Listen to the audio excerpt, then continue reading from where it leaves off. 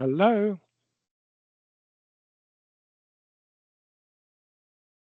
Hello, how are you? Oh, hi there.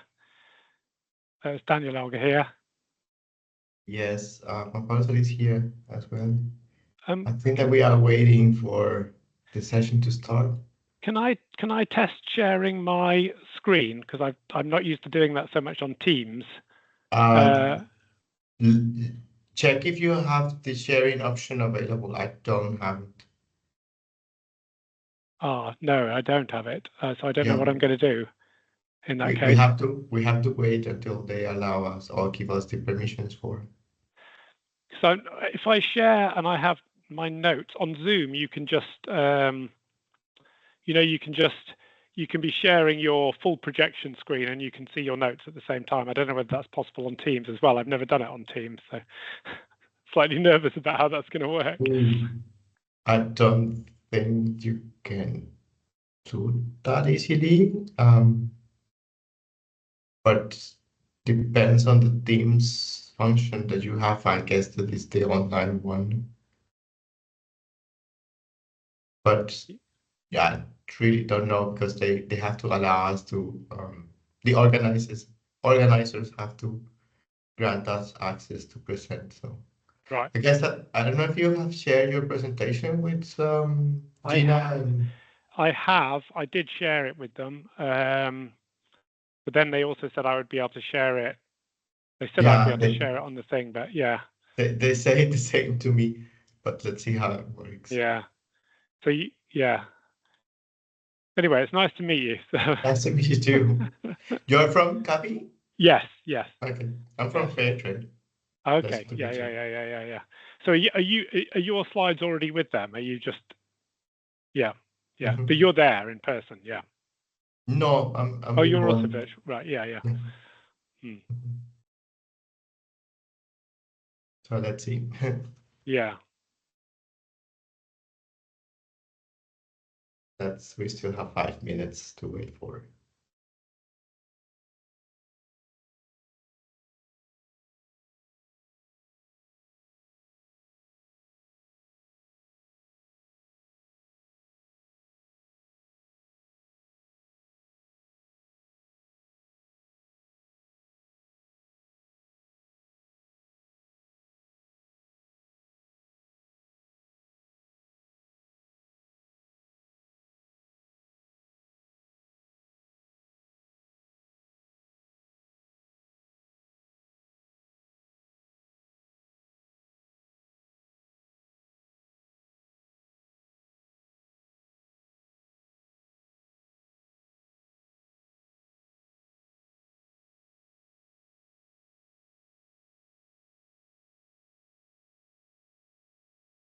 What's your role with Fairtrade?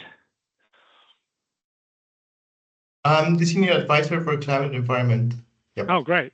Yeah. So you know how Fairtrade is structured? Not entirely, no, actually. So it's a membership organization. We have around 20 plus members.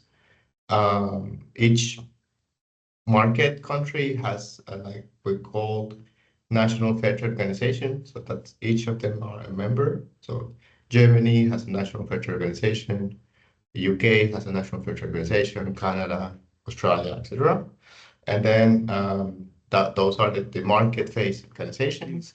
And then we have in the producing regions, Africa, Asia, Latin America, what we call producer networks. So all the producers that are certified are part of these networks. And so we have the three producer networks. They are the other 50% of the membership. Right.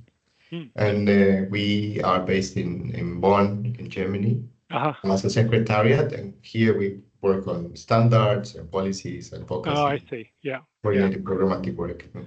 Right. Great. So how long have you been with the organization? Around 4 years, more or less. Yeah. I have usually I go to COPs every year, but this year we decided not to. Yeah. Well, I was going to be there, but I've got COVID, so that's why I'm not there.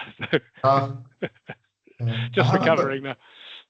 I have a colleague, but Azerbaijan is not a big market for us, and well, we have to decide. Yeah. Allocation of resources and all that. Yes. Yes.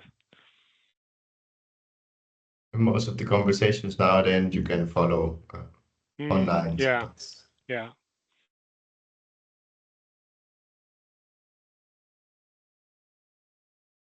And you, what is your role? I'm the CEO of CABI. So I've been with the organization about 4 years as well. So, yeah. Yeah, we are entering our 5th. Yes. That's good. That's good.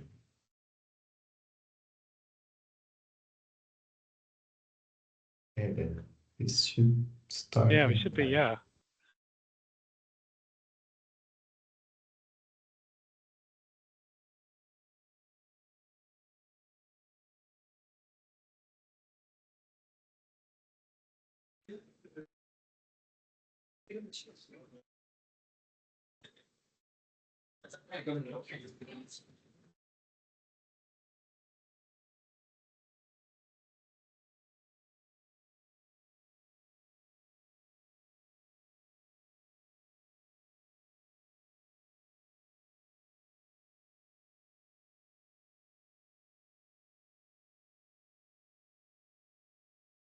I think these events ever run on time.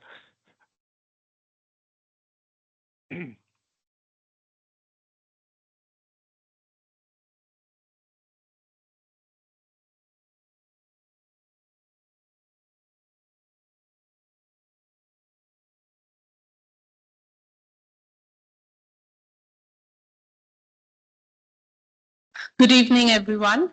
Thank you for joining this session. Today, in this special event of the side event of the UNFCCC COP29, the topic of our conversation today is going to be just transition pathways to achieve Paris Agreement goals in the agri-food sector. This we are doing in partnership. My name is Dr. Aditi Mukherjee. I work with the CGIAR, and CGIAR, for those of you who don't know us, we are the world's largest publicly funded research and innovation organization on food and agriculture. And we work in Global South in 80 countries in Latin America, Africa, and Asia. And we work on across the entire value chain of agriculture. So this session today is being co-organized with BanKiMoon Center, with CABI, and with Potsdam Institute of Climate Impact Research, as well as Fairtrade International. So all of the co-organizers are here today, either in person or joining online, and we would hear from them very shortly. So the way the session will go, we have 90 minutes. So in that 90 minutes, we have 3 parts. The first is a series of welcome remarks, followed by a series of presentations on what does just transition mean from the perspective of the various organizations who are doing this event together. How are we all interpreting just transition in the context of food systems and agri-food systems? And then we would, at the third part of it, would be a panel discussion where the panelists would reflect on some of the propositions that have been made by the speakers. So I can go ahead and introduce the speakers. Okay, I have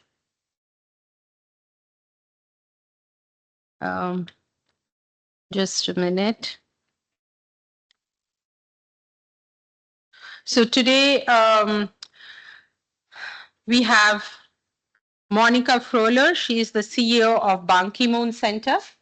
Welcome, Monika.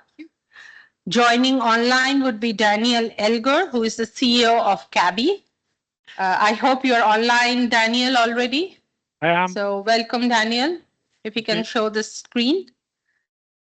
Then also joining online is Professor Johan Rockström, who is the director of the Potsdam Institute of Climate Impact Research.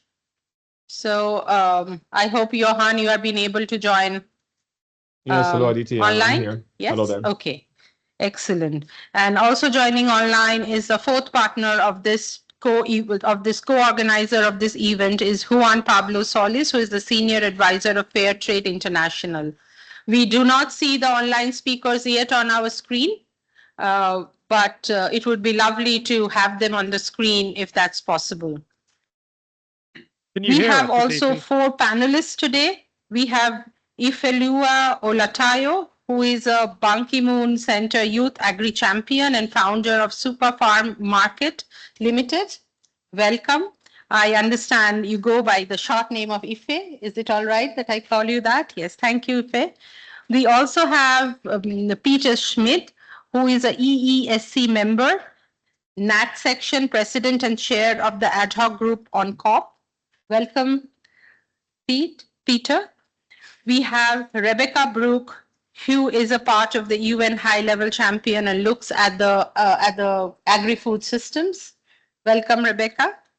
And we have Marshall Bernard, who is the senior natural resources officer of the Office of Climate Change, Biodiversity and Environment of the FAO.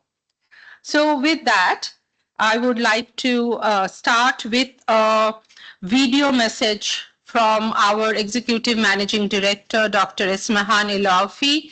She will help us understand the perspective from which CGIAR looks at just transition in the agri-food system and why we want this concept to be a part of the discussions going forward in COP and beyond. Can we have the video playing, please?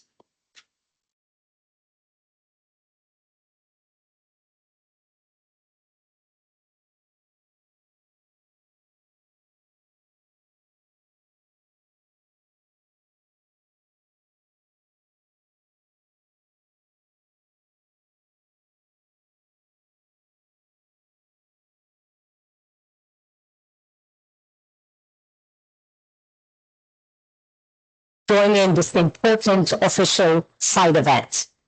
I want to thank the BanKiMoon Center for Global Citizen, the Potsdam Institute for Climate Impact Research, CABI, and Fairtrade International for collaborating with us at CGIAR to convene this session. Our focus today is on showcasing and exploring practical options for robust, just transition pathways necessary for long-term low-emission development in agri-food systems.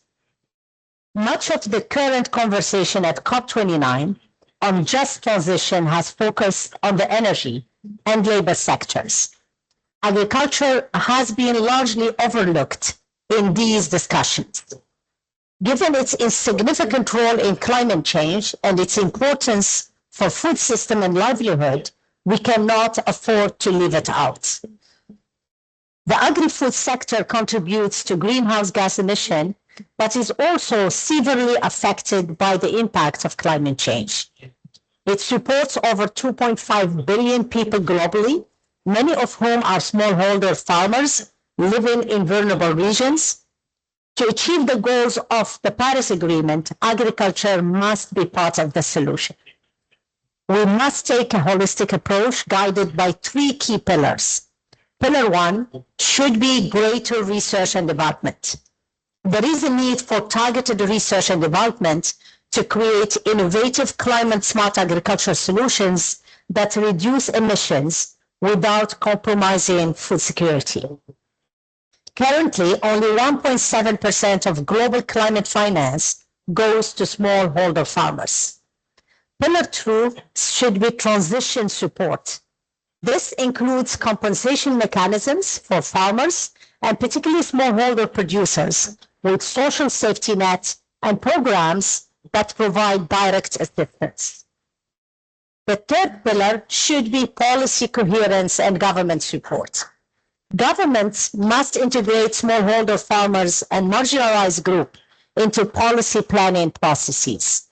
More funding needs to go into research and development efforts to find the multi-purpose agri-food solutions that tackle climate challenges, that reduce environmental trade-offs, and that protect livelihoods while enabling a just transition.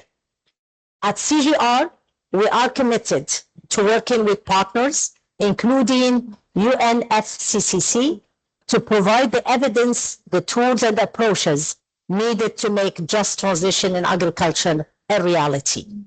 But this will only happen if we work together across government, research institutions, and communities to prioritize agriculture in our climate strategies. I look forward to your insights and recommendations as we continue this critical discussion. Thank you very much. Thank you. We will also have another video from BanKiMoon, former UN Secretary General and co-chair of the BanKiMoon Center for Global Citizens.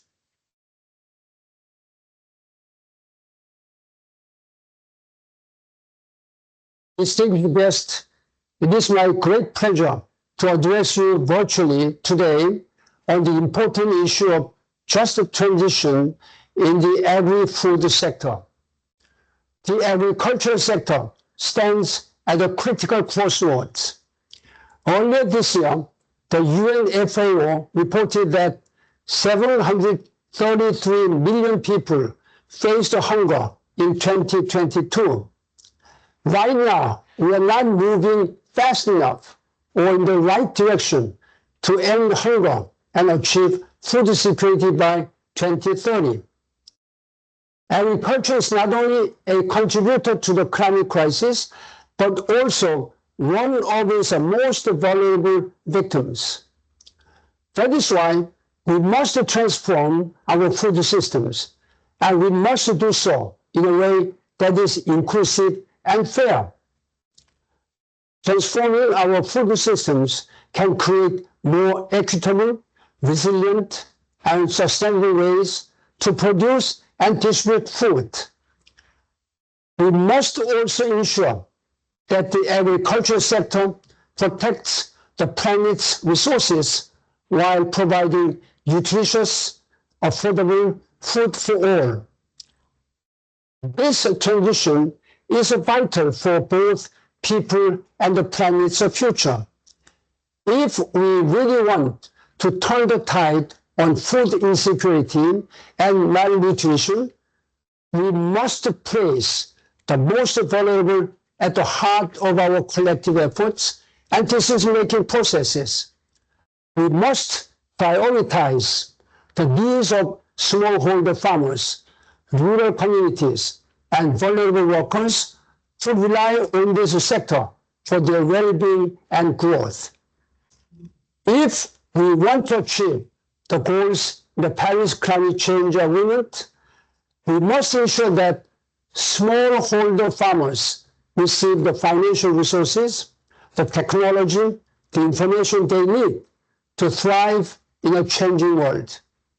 We must also invest in agricultural research and innovation through global networks like CGIAR.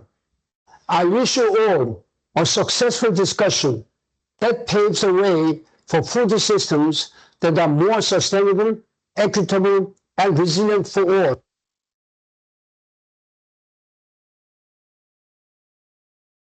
Thank you so much for listening to two really inspiring video messages. Our EMD Sensor regrets for not here being in person. She had to leave yesterday. But we have a very, very good panel today to hear some inspiring discussions. So I am now delighted to continue this vital conversation about just transition pathways to achieve Paris Agreement goals. The focus of today's discussion could not be more urgent. I think as negotiations go ahead, we know that just transitions are very important. In the negotiation room, we have been tracking the Just Transition work program. There is no mention of the agri-food system in that work program, even though we know that the agriculture also needs to move into a low emission pathway. And to be able to do that, we are talking of some of the world's poorest 500 million smallholder farmers.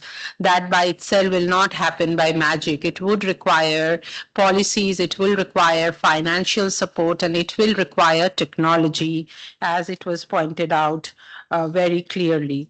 So today, agriculture sits at the crossroads of climate crisis, but also at the heart of our achievement of sustainable development goals, including SDG 2 on food security.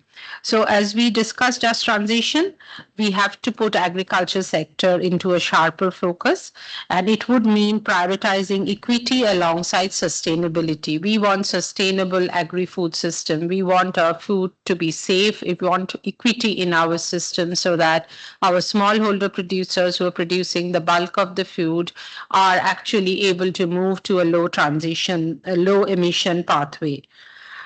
So without taking up a lot of time, I hope because we would have enough time for question and answer, I would first give the floor to one of our online speakers to set the stage, followed by you, Monika. So I would like to invite Dr. Johan Rockstrom, Director of the Potsdam Institute of Climate Impact Research, who is joining us remotely. Then he will speak about the role of science in assessing and advancing a safe transition in agri-food system, and approach this from the side of the planetary and Earth system boundaries, safe and just Earth system boundaries. Over to you, Professor Johan, if you are online, and you can share your screen. Yes, okay. Wonderful. Welcome. Thanks, Aditi. I'm with you. I hope you can hear me and perhaps even see me. Yes, I mean, just to start by basically repeating what BanKiMoon also emphasized, that science is absolutely clear here, that there is no safe landing within the Paris agreed upon range of well below 2 degrees Celsius and even holding the 1.5 degrees Celsius limit without a safe and just agri-food system transformation. The way we produce food in the world is the single largest cause of emitting greenhouse gases, somewhere between 25 and 30% of greenhouse gases, but it's also the single largest cause for transgressing planetary boundaries, which means that the agri-food system is contributing like no other sectors in society to losing resilience, meaning deforestation, loss of biodiversity, overconsumption of fresh water, pollutants, eutrophying fresh waterways with overloading of nitrogen and phosphorus. So overall, the agri-food system needs to transform along the way that you're pointing out, Aditi, towards a healthy and sustainable future.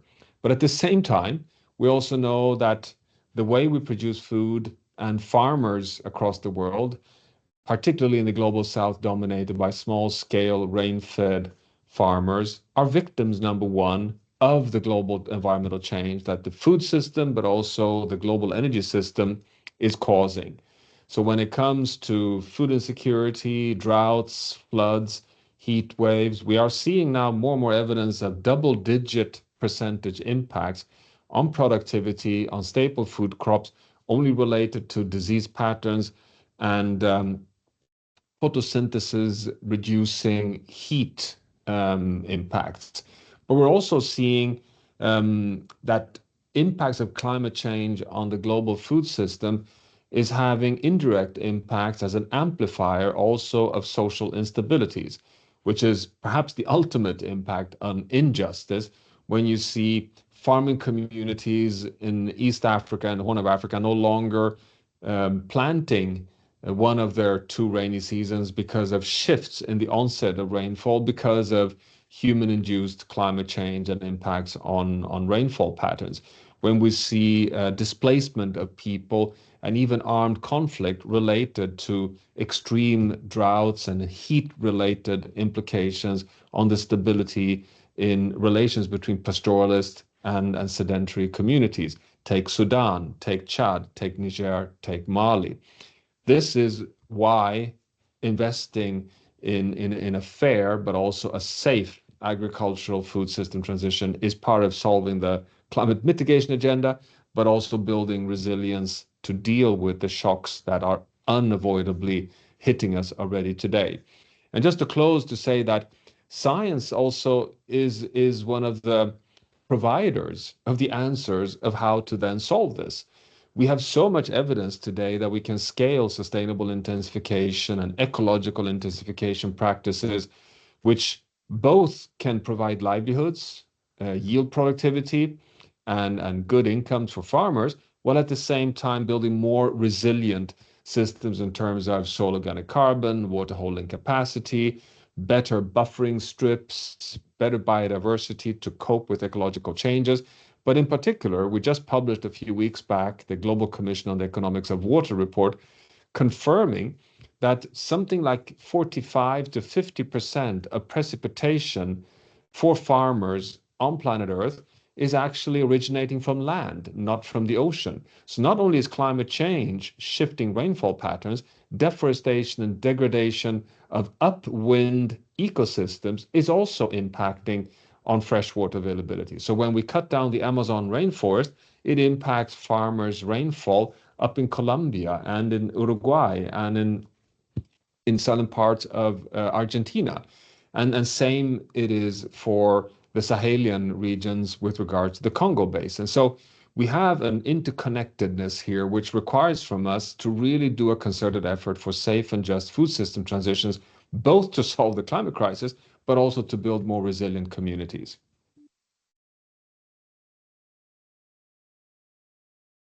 Thank you. Back to you, Aditi.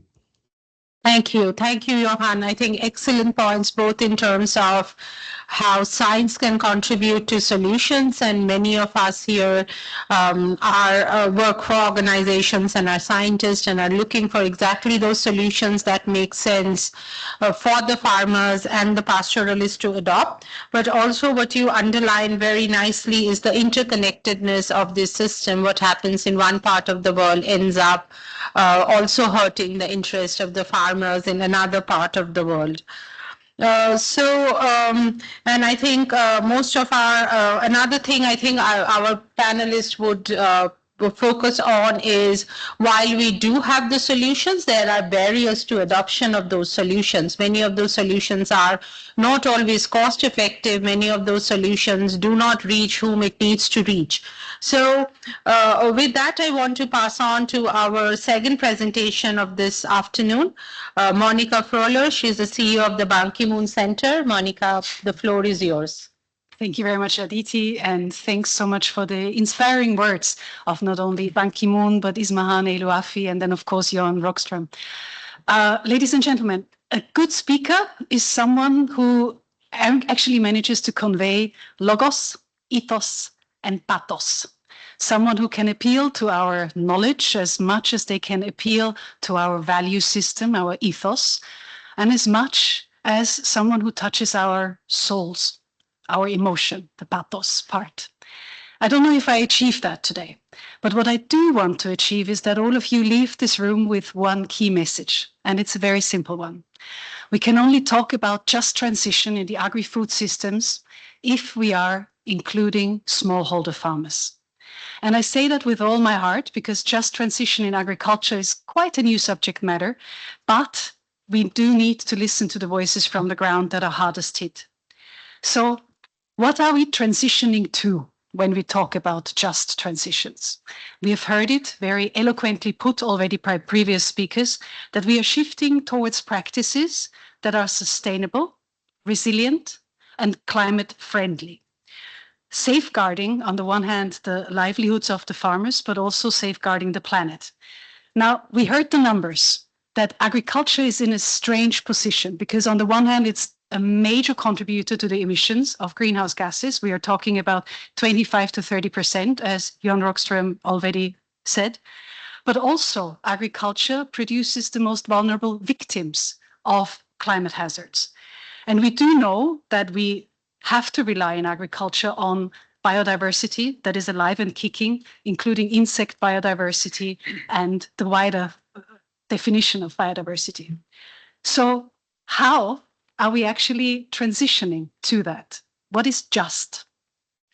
It is just if we can emphasize inclusivity. And with this inclusivity, I mean particularly the needs of smallholder farmers. Yes, it pertains to policies, so the frameworks that the governments need to give us, but also to the funding mechanisms to support this transition. And here we are talking transition towards regenerative agricultural methods, agroecology, organic farming, precision agriculture. Many of you are experts in exactly these subject areas.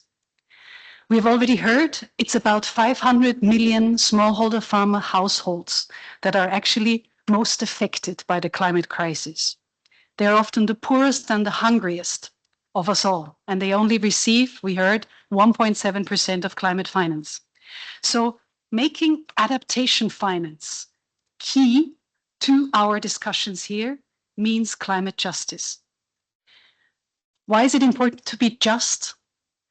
I think I can appeal to your ethos here, to your value system. And I think it is carried for all of us in the SDGs, by SDG 17, the one on partnerships, by SDG 16, the one on good institutions, justice and good governance. But it's also talking about social justice for climate action. We need to be able to guarantee equal opportunity to all of the players, all of the stakeholders around. By prioritizing equity, that ensures that no one is left behind, you know, the big motto of the SDGs that we are really trying to fulfill and are having such a hard time with the fulfillment of them. What does the BanKiMoon Center do? Very concretely, let's zoom to our little drop in the ocean that we can contribute. We try to step up for smallholder farmers like Ife, who is on the panel here today. She's a youth agri-champion of the BanKiMoon Center. SG Ban himself, the former Secretary General, he's stepping up for climate finance and particularly for adaptation finance. He's trying to talk to the decision makers at very, very high level to increase funding for finance on adaptation, particularly for smallholders, particularly for agriculture. And we as the BanKiMoon Center work with young stellar change makers such as Ife every year to formulate a demand paper. And this demand paper is handed to policymakers at the COPs, but also at other events, and enshrines the grassroots knowledge that the young people that are confronted with the current climate hazards actually want to bring to the fore. We appeal to the donor community, including Germany, the UK, the EU, to up their financial commitments and contributions to actually trickle down to farmers. And we see entities such as the CGIAR as incredibly important vehicles to make the transition from policy to actual practice on the ground happen. So with this, ladies and gentlemen, let me close by saying, if you leave this room not remembering anything that I said, do me one favor. Talk to smallholder farmers while you're still here at COP and listen to what they have to say about how a just transition should look like. Thank you. Thank you, Monika. I am very confident that a lot of us will remember a lot of the things you said. And I'm certainly taking logos, ethos, and pathos because I think you appeal to all three. And so I think on the logo side, we still need to understand how exactly to do that transition, what are the support that the farmers would actually need. And certainly, I think it's a deep-seated value in most human beings to look for a more fairer world, and that is also at the heart of, I hope, what the UNFCCC negotiations that are going on in the rooms outside. I know there are very tough negotiations happening around NCQG, but the ultimate objective is a world that is much more equal than the one that we inherited, and it was at the end of the day inequality that led to the climate crisis that we have today. So I think fair and just is very much at the heart of it. So we also have now our third presenter, Daniel Elgert. Daniel is the CEO of CABI, and he would talk about CABI's Plant-Wise Plus program, and that would be a concrete example of how CABI is supporting farmers in sustainable transitions. Daniel is joining us online. Welcome, Daniel. Thank you. Thank you very much. Now, can you hear me okay? I'm going to share my screen now, so please let me know if this comes up with the full presentation slideshow mode. Do you see the full presentation? Yes. Good. Yes. Thank you.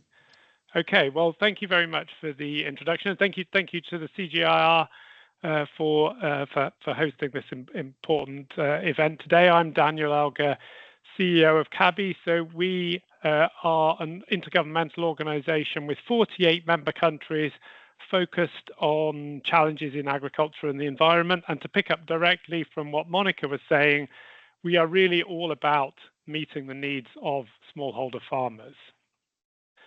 So when we think about the roles of institutions and systems within countries in contributing to a just transition, I think where we start from is that really the linchpin of smallholder farming systems in most countries in the global south is the agriculture extension and advisory service. This is a vital link for farmers to other parts of the national system from which they can potentially benefit. But I think many of us will know that public extension services in many countries are very thin. So as this graphic shows, there are often fewer than one extension agent for every 1,000 farmers. And these services are not very inclusive either. If you look on the right-hand side here, often their reach to women is far poorer than their reach to men. So with that backdrop in mind, some years ago, CABI embarked on an endeavour to see whether really systematically bolstering extension and advisory capacity and intentionally working to make stronger links between extension and other parts of the national system could actually lead to multiple gains across productivity, sustainability, resilience and adaptation, and do that on an inclusive basis in terms of gender and youth inclusion. In other words, we wanted to see whether strengthening the role of extension could meaningfully contribute to a just transition. So the program which we undertook to do that is called PlantWise Plus, and this started by establishing what we call plant clinics, which are like a human clinic where farmers can come with any crop, any problem on a demand-led basis and get evidence-based diagnosis and advice. And those plant clinics were staffed by plant doctors who are extension workers from the National Extension System. So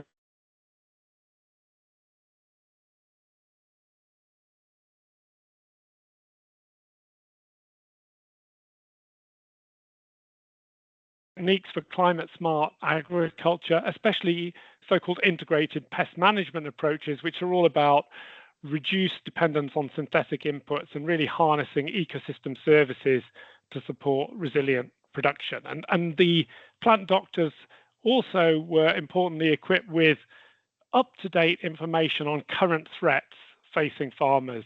And that's all about ensuring a contribution to real-time adaptation to climate-related challenges, such as upsurges in pests and diseases, which are becoming more common as a result of climate change impacts. Now, the training and tools provided were quite deliberately designed to promote inclusion, to ensure that women as well as men farmers were reached, and an emphasis on youth as well.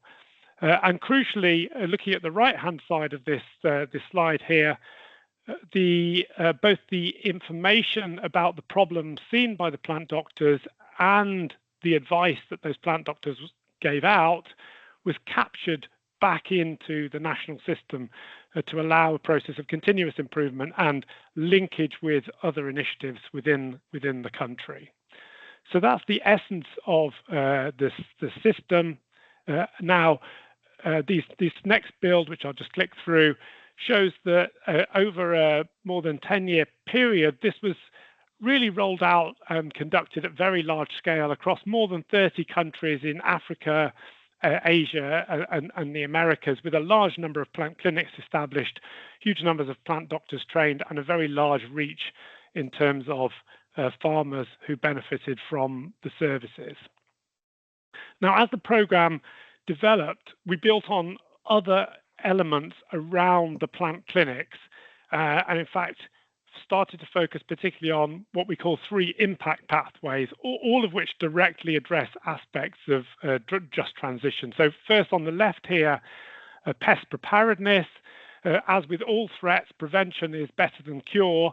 So this was all about working with national systems to generate and share early warning of pest and disease threats, reducing their impact on food security and the environment and the overall cost of dealing with them. And of course, reducing setbacks to transition is an important element of the overall just transition process. Second, in the middle here, we looked at new ways of getting better advice to farmers and their advisors, and that involved a lot more harnessing of digital as well as face-to-face approaches. And that was also done intentionally from an inclusion perspective in terms of the mix of digital and face-to-face approaches used and the way digital tools were designed.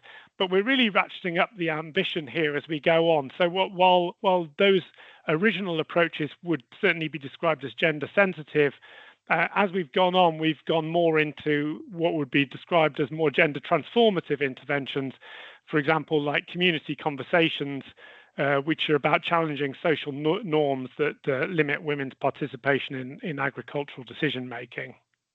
And finally, over on the right-hand side here, there's a strand all to do with pesticide risk reduction, which involves working directly with farming communities.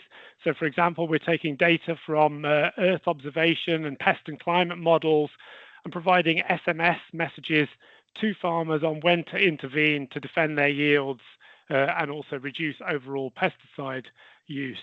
But we're also working at a national policy and regulatory level, for example, working with countries to put in place better mechanisms to approve new nature-based products and also making the link between those levels. So we have a tool called the CABI Bioprotection Portal where farmers and advisors can find advice on all of the safer nature-based products available for any particular crop pest problem in their own country. So everything that's been approved by the regulators in that country. So it's helping to pull through those achievements at the national and regulatory level down to the farm level.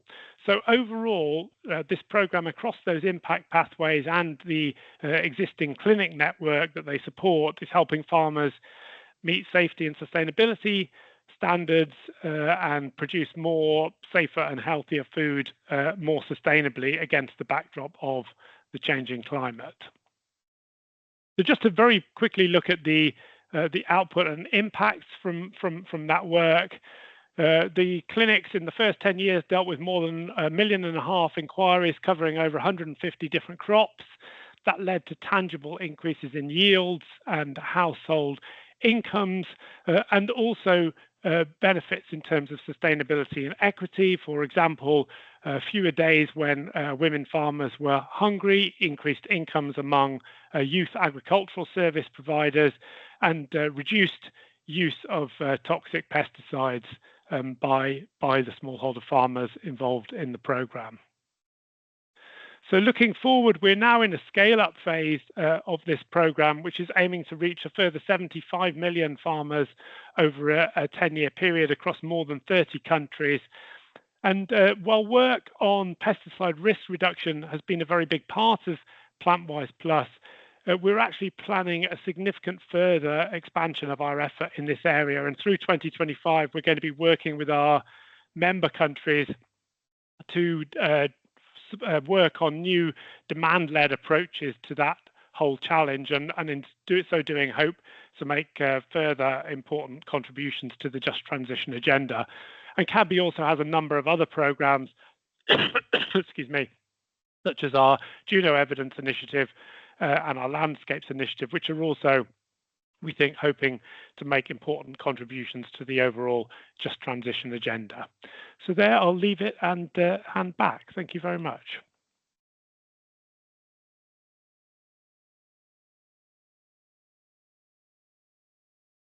Thank you, Daniel. And we will have, after our fourth speaker, a bit of a question and answer before we move on to the panel discussion.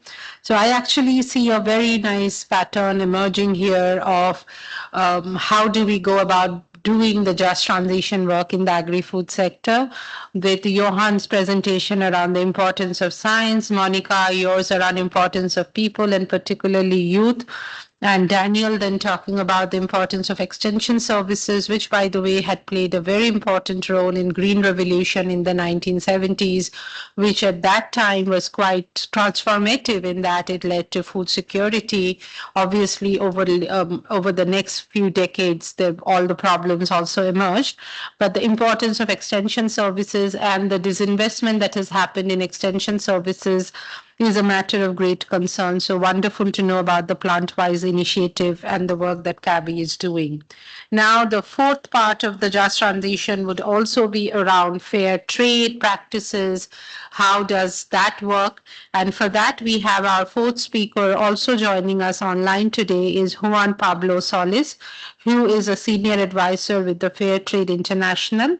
And he will talk about just transition and agricultural trade and what role can businesses play in accelerating such transition in this space. Over to you, Juan. Thank you, Aditi. I hope that you can all hear me. Yes, okay. Just give me one moment to present my slides. Yeah, so you can hopefully see my slides and also hear me.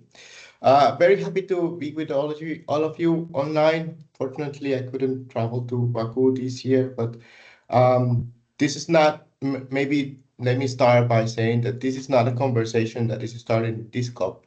This is a conversation, the importance of agriculture and the whole discussion of just transition is a conversation that has been pushed for quite a long time already. And still is what the numbers that were presented at the beginning very disappointing in the sense that only less than 2% of climate finance are addressed in smallholder farmer and farming systems globally. So to complement, Aditi, you were mentioning the importance of science, the importance of the people, the importance of extension services, and in agriculture trade also plays a really important role. We, in this fair trade system, we have conducted a series of analysis and consultation among smallholder farmers in the 3 regions, the Americas, Africa, and Asia, where we are actively working on. And without repeating myself, climate change is for farmers and workers the #1 risk. It's identified as the biggest challenge for their survival and also for the livelihoods moving forward. Hence, the role of fair trade is to support these producers in identifying, preventing, and mitigating the potential environmental risks. The environmental risks associated to climate change, but also biodiversity loss, as clearly mentioned before, the importance to curb down deforestation. That's one of the biggest areas of work in the fair trade system right now. Together with other elements that we are incorporating in our ways of work, like for instance, human rights and environmental due diligence, the importance to invest in climate change adaptation plan, and the importance to invest also in agroecological transitions. What we see in the market is that you have different views of the problem. On upstream, from the producer angle, the effects of climate change are very tangible in the productivity, the exposure for pests and diseases, just to make an example. But if you move in the supply chain towards downstream, towards the market, the consumers, it's more motivated by the need for consumers to have like clean products, safety products. But in recent years, also stakeholders, operators are pushed by regulatory frameworks. Most of our fair trade products, probably familiar with this, are traded in the European market or together with other high value market in North America, Australia, Japan, etc. But in Europe, we are seeing now a very interesting push from what is called the European Union Green Deal towards companies to really elevate the discussion. The Green Deal push for just transitions from the point of view of policies, but also investment for more green transitions systems. And for instance, in agriculture, that relates to the directive for deforestation regulation, the directive for green claims, and so forth. we in Fairtrade see this as a positive development, a positive milestone, but it's still not sufficient in the sense that it's very European. The discussion happens within the frameworks of Europe. And as Monika was mentioning, it's important to have in this table in negotiation also the voice of the producers and the voice of the smallholder farmers. Nonetheless, as mentioned by Dr. Elouafi, as the policy coherence is critical. Policies or set of policies like the ones proposed by the Green Deal are, yes, adopted by the European Union, but it's also important to make this coherence in the policy discussion be connected to other trade deals and especially the relation that European stakeholders have with their partner countries. It's critical that these green transitions are also ensuring that investments are tackling human development and guaranteeing human environmental rights. That's why the fair trade system, we are calling for a global Green Deal, a discussion that goes beyond Europe. Maybe that's something to have in the list of potential ideas for further development. Now, coming back to what Fairtrade is doing, Fairtrade believes in the power of partnerships between the companies that are sourcing the products and between the producer organizations that are aggregating the producers in producing these goods. There's mechanisms that we put up front, like, for instance, establishment of minimum prices for the commodities, or in some commodities also living income reference prices. And these fair prices are stipulated according to the cost of production. The prices in fair trade also comes along with premiums. The premiums are extra monies that are invested in, like, for instance, what I mentioned before, climate change adaptation plans. But these investments are critical for building climate resilience among producers. Very recently, we have published a paper on the effect of climate change adaptation plans and what are the type of mechanisms or type of investments that the producer organizations are doing with these monies. Most of that because of the premium, like important mechanism. And also, as I mentioned before, this human rights, environmental due diligence, it's becoming a norm, and it's becoming also the relevance to having a partnership agreement between companies and producers. Fairtrade also based its work on standards and standards that are mindful of evidence, research, and standards that can support stakeholders along the supply chain. And these standards, we are promoting agroecological transition, establishing our policies and positions. And finally, what we are able to collect in terms of data shows to be positive also for stakeholders along the supply chain to report back, which is also important. To be transparent and to be accountable for, and especially trade actors, they must be accountable for any type of climate action moving forward, and hence the need for data to report and monitor the progress. Just to give an example, another piece of work that we have published recently, we conducted analysis of carbon footprint in different regions, and it proved that, for instance, when you transition towards more agroecological practices like organic farming, etc., your carbon footprint tends to go down. This is very positive news for stakeholders that are aiming to set science-based targets, hence these different type of mechanisms to, again, towards partnership, enhance a better future. With this, I would like to conclude for today. Just want to thank everybody and say that in Fairtrade, we have the principles of agroecology up in front. It's crucial for our further developments and for reaching climate resilience among all the members of the system. Thank you. Thank you. Thank you, Juan Pablo. And you have very nicely, among the various important things you said, you actually highlighted the importance of partnership, standards, and metrics. And I know our panelists would have a lot to say around some of those issues in the context of just transitions. So with that, we have around 10 minutes for question and answer from the audience for the 4 speakers that we had in the first session, Professor Dr. Johan Rockström, Monika Froehler, Dr. Daniel Elgor, and Juan Pablo Solis. If you have any questions to any of the speakers, please raise your hand. Yes, please.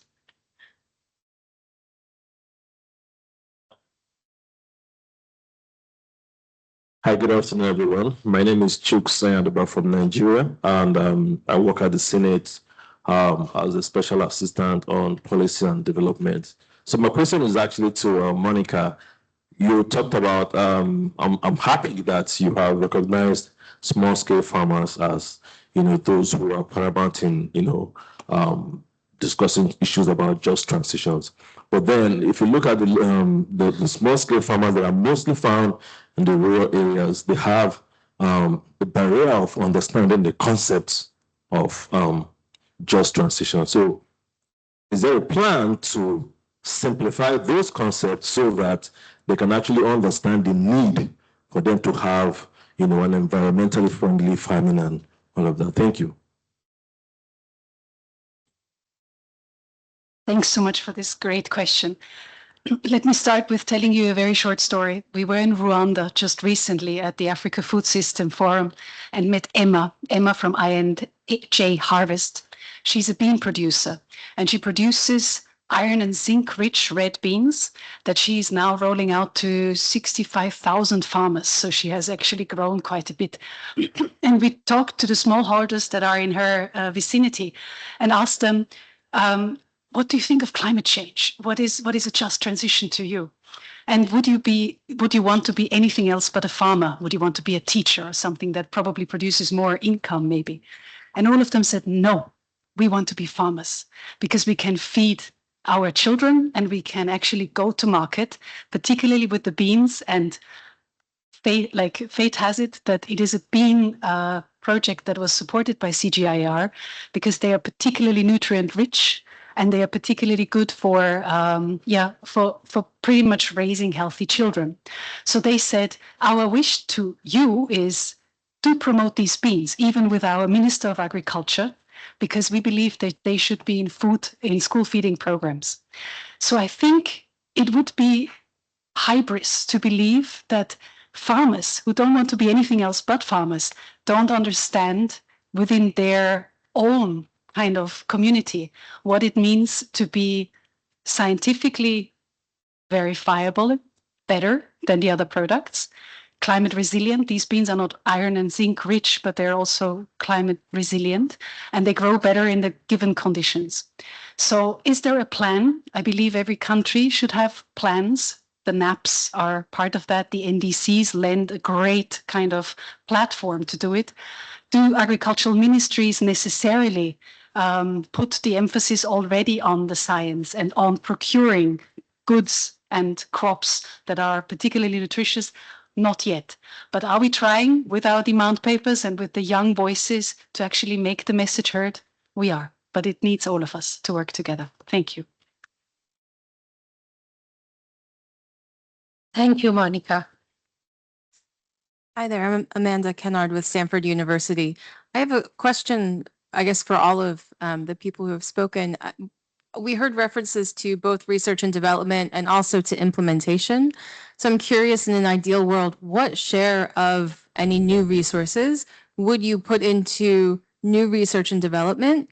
And what share would you put into the dissemination of best practices or new technologies, or that what's the state of the art in terms of what we actually need? Thank you. Thank you. Perhaps all of the speakers can take a turn. Can we have our online speakers as well? Anyone online? Monika, do you want to go first? I wish I could give you a number. What is the share that we should invest into research and development, I can tell you the share that I really deeply care about, and that's definitely more money for research entities like CG. I think we need to double adaptation finance. We do need to get to a point where adaptation is not the sad cousin of mitigation, but is treated in the same way, because we are talking about the livelihood of millions. We did hear the statistics before. Currently, smallholder farmers are feeding a third of the globe with their food, actually 80% of sub-Saharan Africa. So more money definitely needed. And I do hear that the discussions of the 1.3 trillion are out there. I think we need to step up, but definitely, no matter what, we need to have mitigation and adaptation at the same rank, and we double adaptation funding, generally speaking. How much more to research and development? I would love to pass it to CG and probably even Jon Rockström and others to give you that figure. Yeah. While we have our online speakers up there. Okay, Johan has his hands raised. Yes. Johan, please go ahead. Yeah, thanks. Well, it's very difficult to give a number, but one thing I think is important to emphasize, which is that the CGIAR and agricultural research and development have come a long way. We are actually now mapping through a Lancet commission on healthy and sustainable food systems, the scalability of sustainable intensification practices.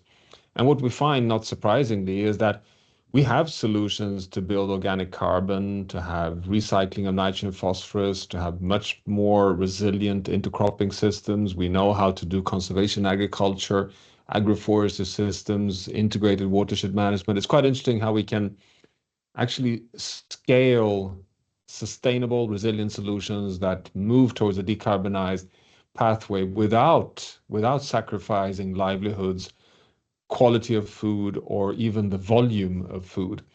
And so it's research is required, particularly in terms of monitoring, but we also need to have a significant increase in the share of investment in the outreach component, in policies that can enable investments to scale. And that is why I think that the share today, well, the whole volume needs to be at least more than doubled, but you also need a significant share on building outreach capacity, particularly in the weaker economies in the world. Thank you. Thank you so much. If I can add from the CGIAR perspective and also what the previous, I completely agree with both Monika and Johan. In the last IPCC cycle AR6, when there is a figure, I think it's figure 7 in the synthesis report, which kind of compares the cost competitiveness of the current technologies to move to a low emission in the various mitigation scenarios.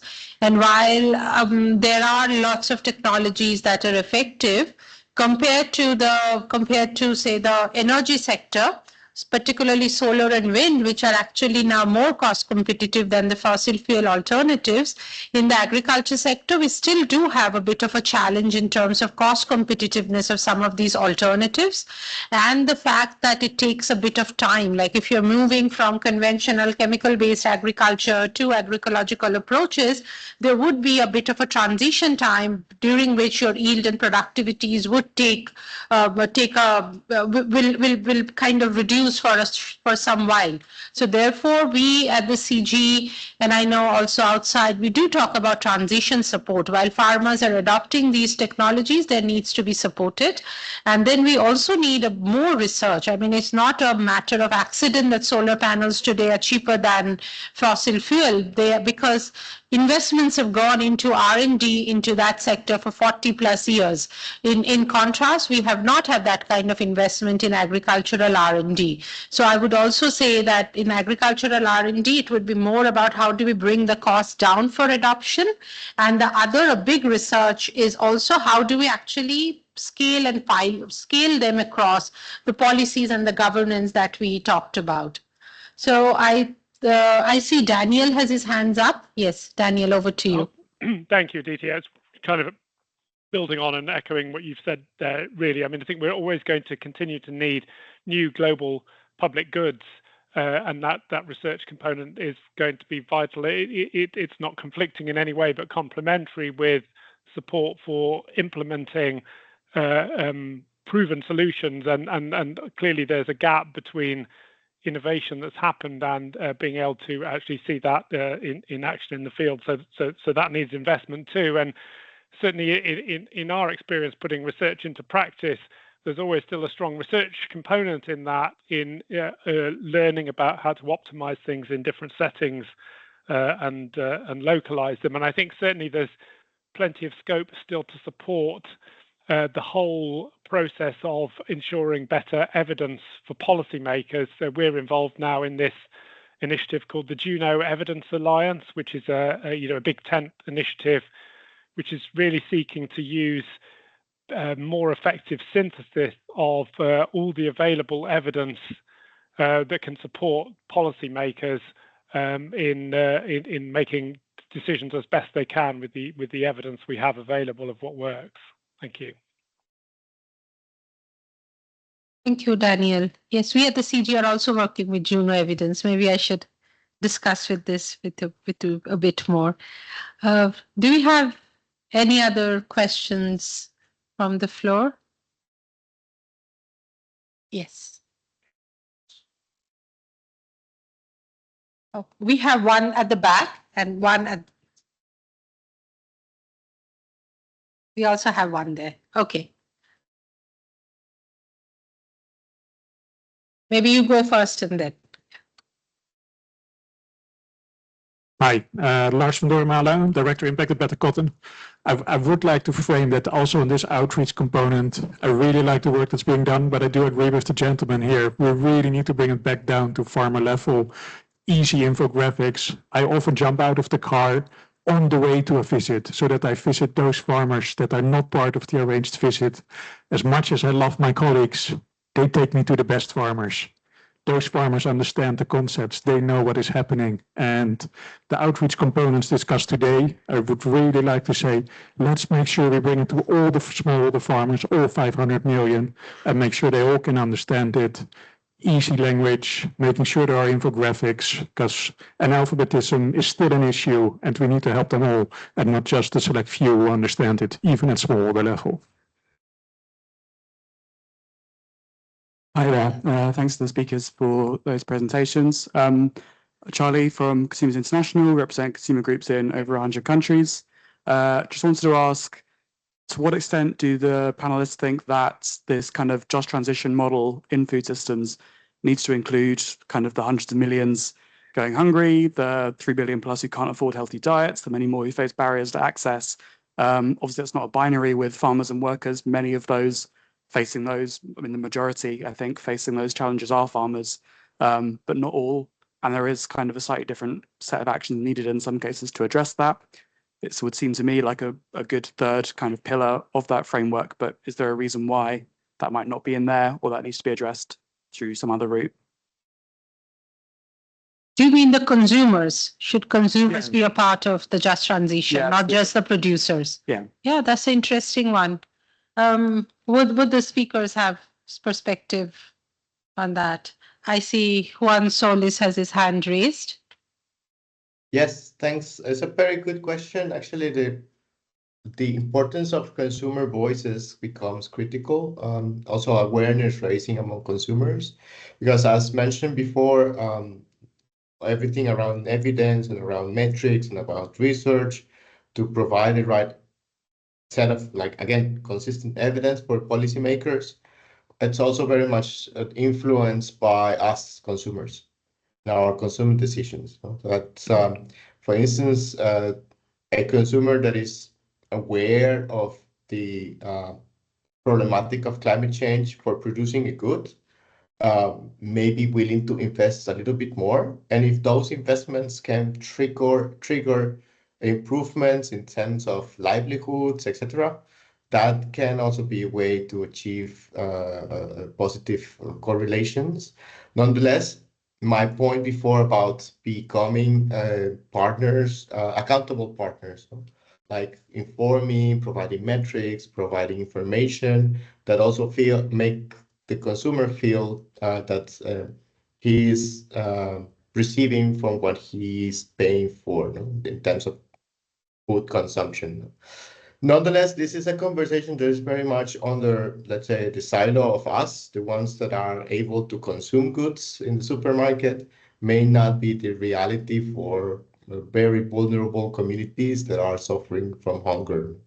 So that's where we have to also look climate change and food transitions in agriculture from a human rights perspective. The issue of dignity, the issue of sovereignty for our consumption of food, the importance of everybody to feed themselves with the proper nutrients is as important and is in the same line as important as curbing down the effects of climate change globally.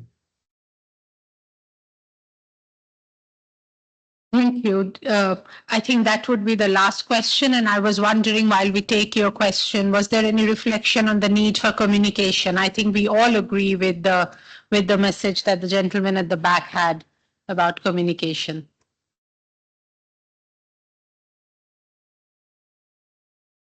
Murray Griffin from the Business Council for Sustainable Development Australia. I was wondering about the role of very large multinational food companies. Surely they should be required to do a lot more to support and help, small-scale farmers adjust. And I'm just wondering, is anything happening on that front?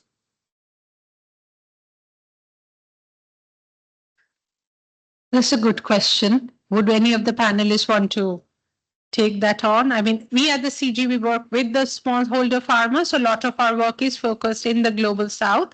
But I would, yes. Juan Pablo, please.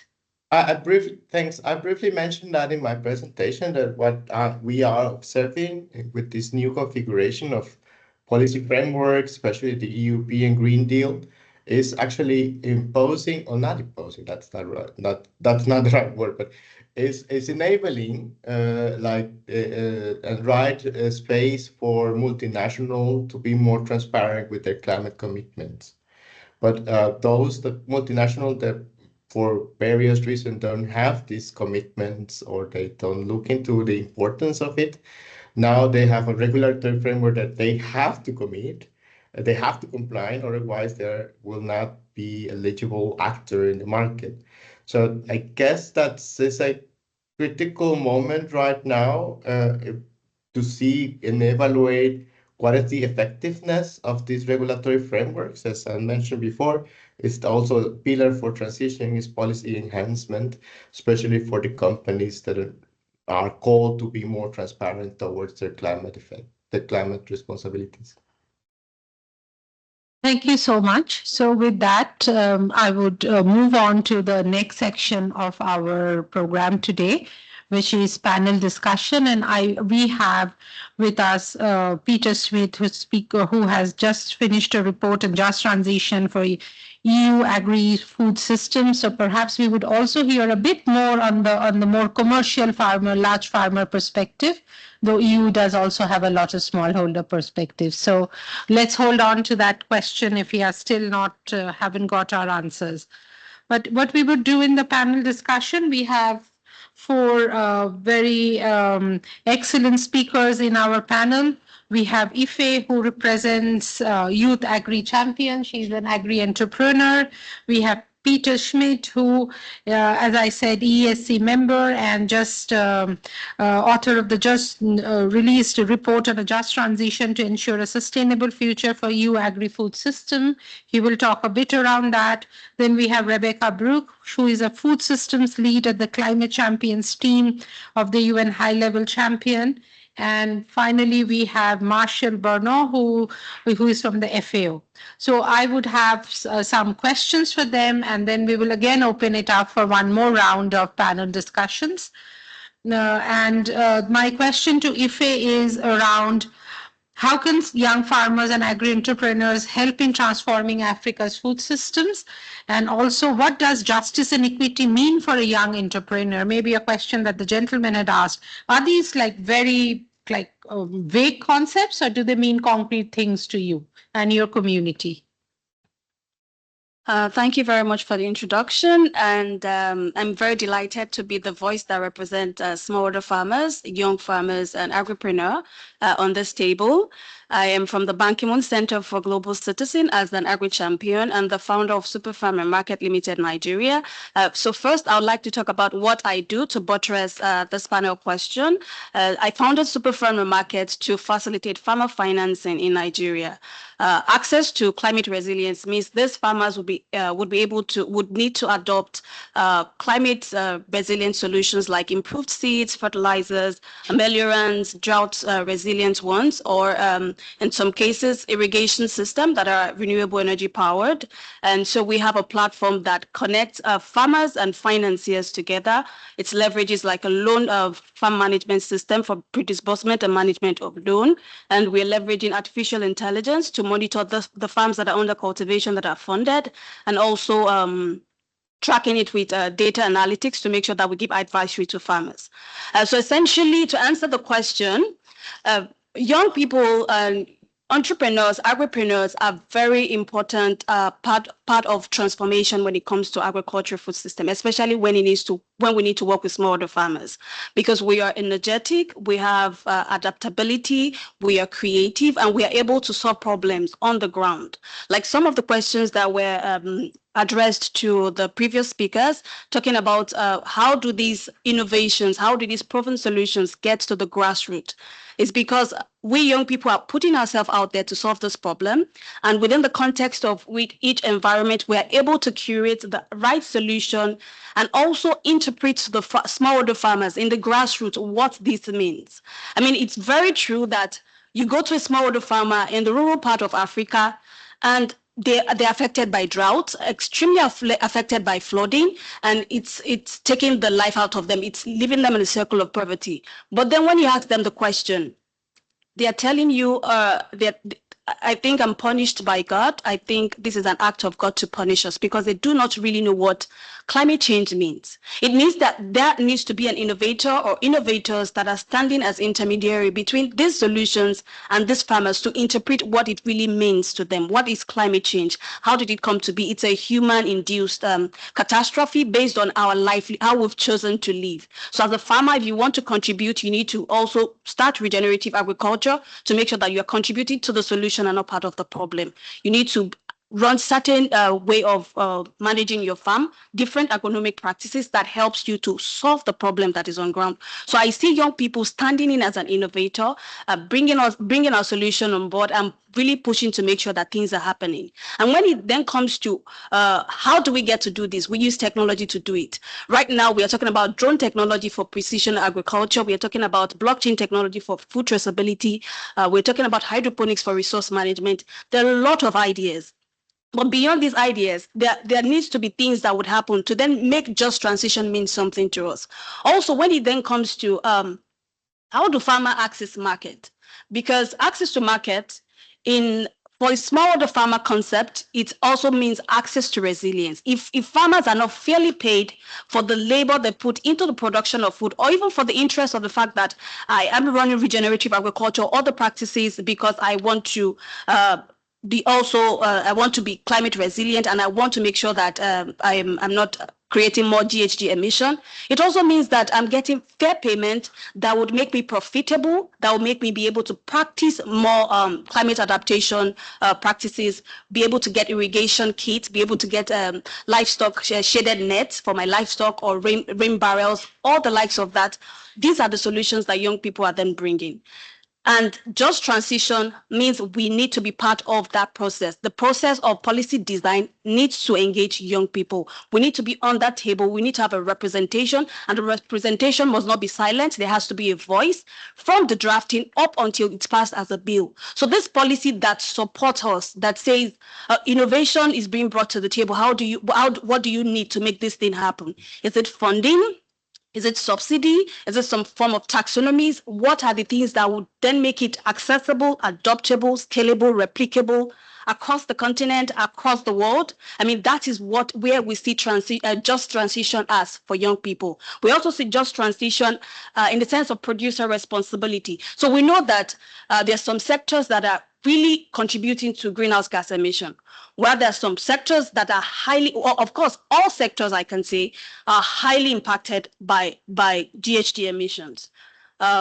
Without mentioning, but on the agricultural value chain as well, there are subsectors. There's horticulture, there's livestock, there's different sector, but there are some that also contribute more. And the question that came as, what is the responsibility of the producer, the ones producing, making things not making a balanced effect for all the actors on the value chain? What is their responsibility in trying to alleviate the impact that this is having? Is it in terms of resource availability?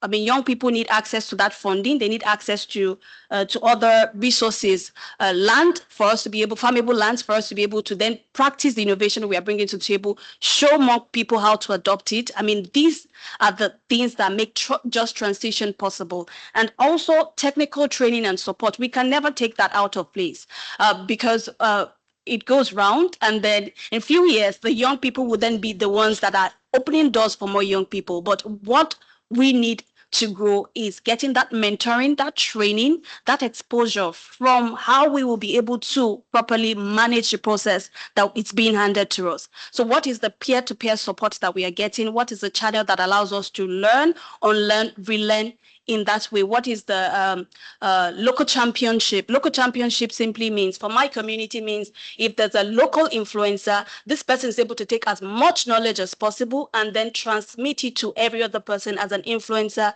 in that community.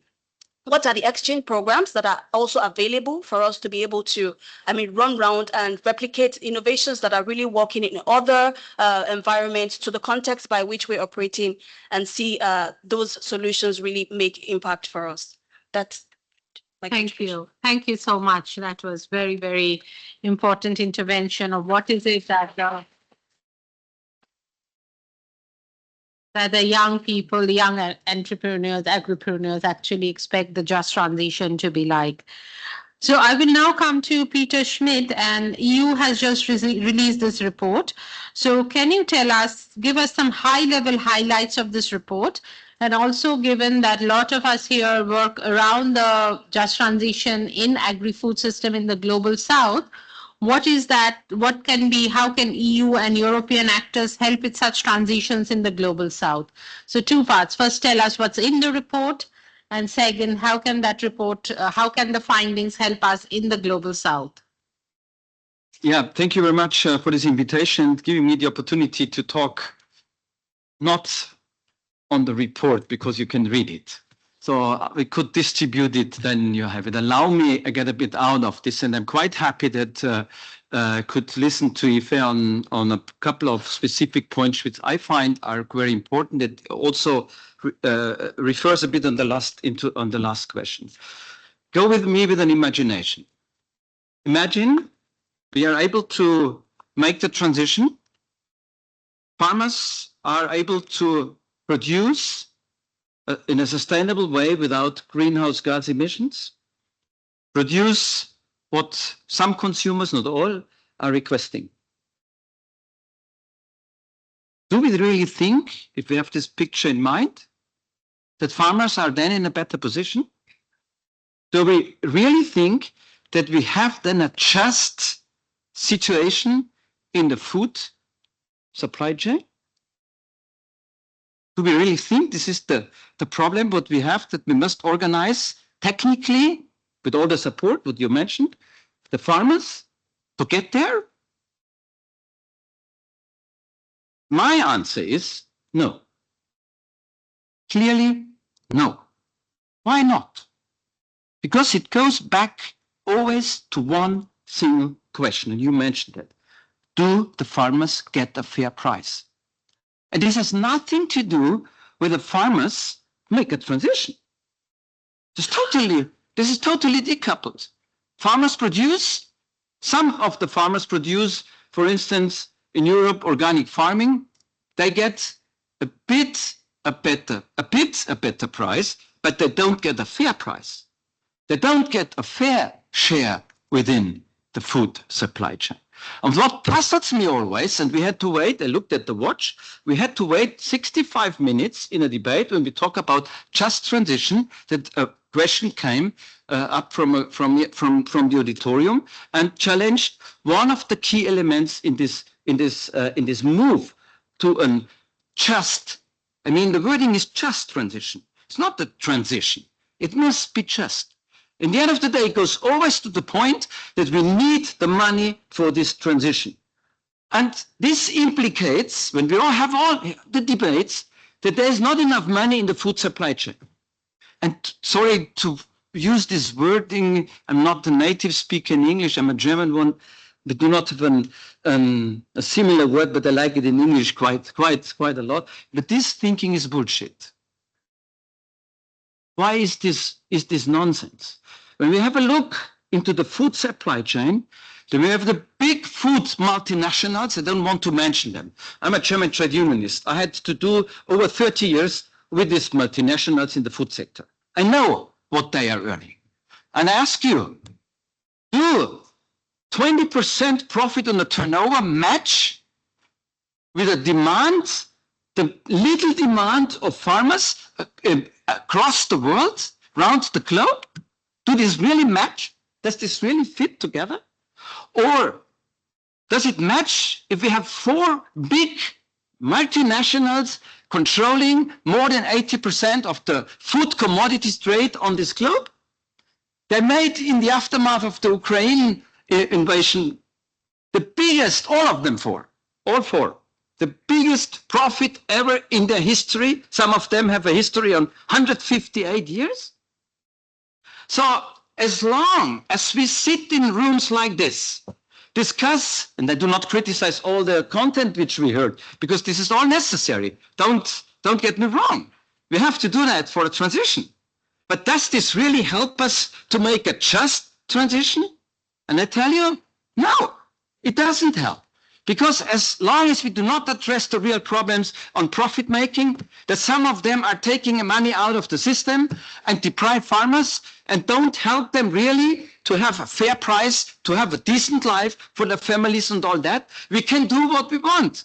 In Europe, we spend 60 billion euros for a common agriculture policy, give this money to farmers and let the others take money out of the system. It's not really helpful in a just transition. And finally, I'm always stressing the moderators, I know. I'm going to finalize here. So I think we all and fully agree that the smallholder farmers are this what we'll have to listen to, but not only listen. They need the money for a transition and for a fair transition. That's why we have a just transition. We have to be vocal on this, saying they should not have the chance to hear big pavilions, and others are simply not able to show up on this conference. That we have to clarify. We have to talk about the fair distribution. Absolutely. No, you did not stress me out at all.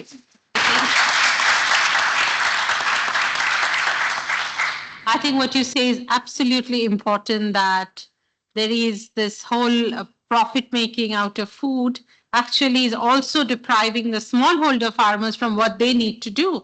And at the heart of it is all about equitable and just finance. So points very, very well taken. I'm just very conscious of time. I was in this room yesterday, and just at the dot of the hour, we get a warning to leave because every is back to back, and we just have 10 minutes left. So I want to give the last, maybe take 3-4 minutes each. So to you, Rebecca, what role does civil society, private sector, various organizations, everybody who's part of this high-level champion group, what role do they have in advancing this agenda on just transition? Thanks so much, Aditi, and really delighted to be here. I think it's been an excellent discussion. I am conscious of the time, so we'll try and be brief. I work at the Climate Champions team, and we support the UN Climate Change High-Level Champions to deliver their mandate to amplify and accelerate non-state actor action. So This is from cities, civil society, philanthropy, finance and businesses to farmers, Indigenous peoples, women and youth. And it's really about demonstrating solutions and leadership from these diverse actors to give confidence to governments to take bold policy action.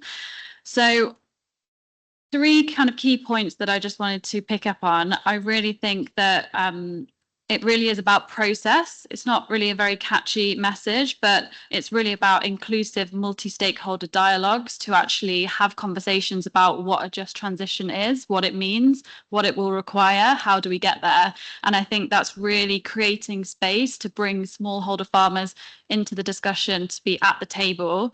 We've done this through a multi-stakeholder call to action that we launched last year at COP28. We're continuing to call for more endorsers of that ahead of COP30, and we developed that in collaboration with many partners in the room, and received feedback from hundreds of organizations and farmers groups and Indigenous peoples and cities, financial institutions and many others. And really it's yes, we absolutely need to meet the goals of the SDGs, the Paris Agreement and the Global Biodiversity Framework goals, but how we get there and how we design it really matters, and we need more of those inclusive multi-stakeholder spaces.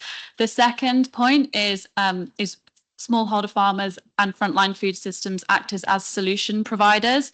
Completely agree that we need better forms of sharing what's working on the ground, but really these are the actors that know what's happening in their soils, in water, in the environment that they're working on. They are the experts in their space, and so it's really them using that bottom-up lived experience to co-create the solutions. And then the third point, which we're talking about a lot over this COP, is finance. So we absolutely need to move the money, and finance is going to be critical for just transitions. Yes, it's about governments creating more incentives and repurposing subsidies, and also creating the conditions for catalyzing and shifting private finance. But it's also about financial institutions aligning their financial flows with the goals of the Paris Agreement and Global Biodiversity Framework and shifting capital away from deforestation-related commodities. And it's about businesses and particularly the larger businesses we're talking about to share costs and risks across and beyond value chains and support farmers to build resilience to climate impacts and other shocks and stresses. And just transitions really needs to be at the center of that. So conscious of the time, I'll leave it there, but process, solution providers and finance. No, I like that very much. It's not only the outcome, but how we get there. The process is just as important.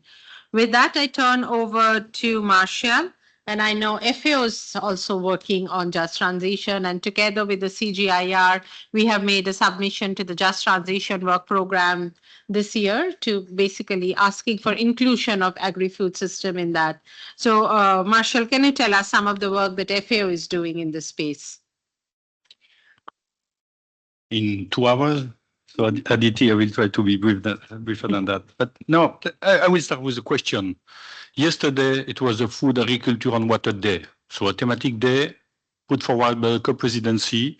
And it's never given that we have agriculture in a UNFCCC arena. Please raise your hand. Who was at the session organized by the farmers? 1 person. So 1 person. So farmers organize a session. And they share what they have to say. So it was not other people saying, oh, farmers should do that, farmers should do that. It was farmers. And I was in the room, and they were always mentioning finance, investment, risk, profit. So we have to sometimes listen to everyone. And this is what we CGIAR also we are doing with others. We try to partner with all, and we need all. We need from the farmers to the agribusiness on the table. Because if we close the dialogue, we will never succeed. Because here we are 6 growing seasons for 2030. We have no time. We are already at 1.5. So we have to take action. So back on your question on agri-food system on what's mean just transition. So I was looking at IPCC definition, science, CGIAR, I guess this resonates to your ear. So what is just transition? as defined by IPCC, a set of principles, processes, and practices that aim to ensure that no people, workers, places, sectors, countries, or regions are left behind in the transition from high carbon to low carbon economy. And it starts with people. And it's not a coincidence. For FAO, it means farmer, fisher folk, agri-entrepreneurs. We need all. And this is what we really need to care about the people. So we need to have always a farmer, fisher, elders, but all-centric approach. This is what we need. On finance, we released yesterday publication with the CPI Climate Policy Initiative on, I will add of the number on top of the number that have been said, climate-related development finance, public finance, reported by member nation, bilateral funds, international finance institution, MDBs, so public money, 23 billion for agriculture, agri-food. So it's not production, it's agri-food, the full value chain.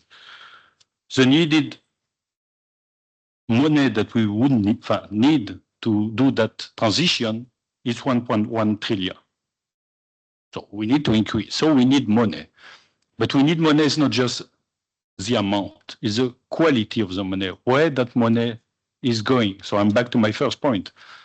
How we ensure that we first increase the flow, and then we ensure that the flow, if we manage to increase, go to the right person. And this is basically what is our motto at FAO. This is what we are. So we're really farmer-centric, and we want to ensure that also the number that was said at the beginning is 733, and reminding that is an FAO number of people suffering from hunger go down to zero. So it's a very complex equation. And I can tell you in the room yesterday, no farmer were mentioning mitigation. If you ask a farmer, do you want to save the world?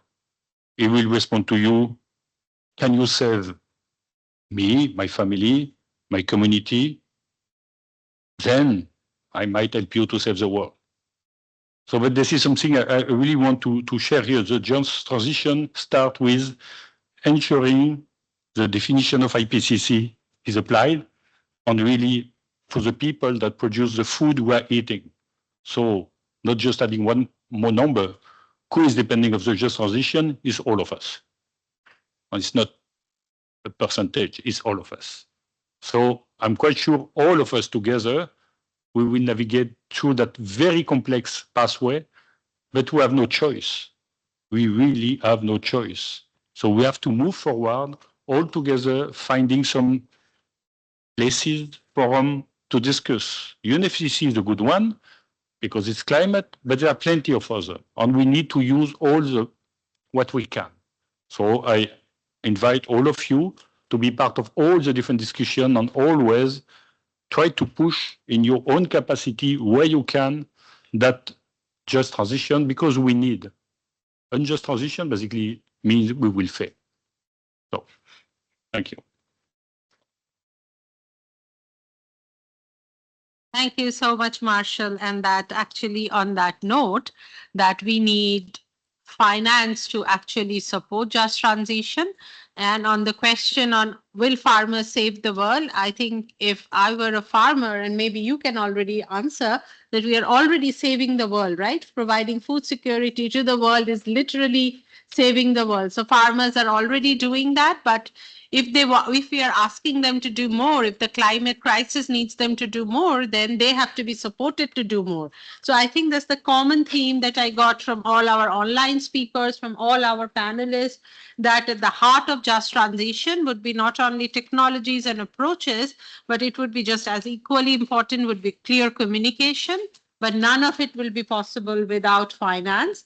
And without kind of, looking at the value chain and seeing where are those excess profits are going in and how can those be redirected to smallholder farmers who are producing the food under very difficult circumstances and who are now being also asked to reduce their emissions. So we need to, so I think on that note of no just transition without just finance, I bring this session to an end before we get a warning to go out of the room.